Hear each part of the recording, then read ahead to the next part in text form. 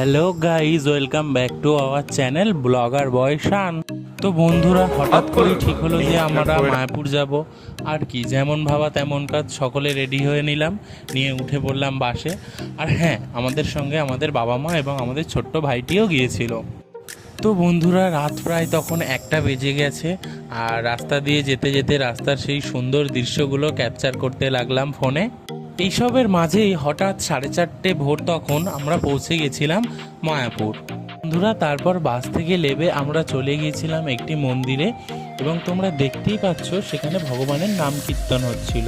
তারপর মায়াপুরের মেন আকর্ষণ ইস্কন মন্দির দেখার উদ্দেশ্যে আমরা সকলে রওনা দিয়েছিলাম। এই ইস্কন মন্দিরটাকে দেখে আমরা সকলেই আবেগপ্রবণ হয়ে পড়েছিলাম, কারণ এত সুন্দর মন্দিরটা পুরো দেখার মতো। তো বন্ধুরা, তারপর আবার সকলে মিলে রওনা দিলাম নবদ্বীপ যাওয়ার উদ্দেশ্যে।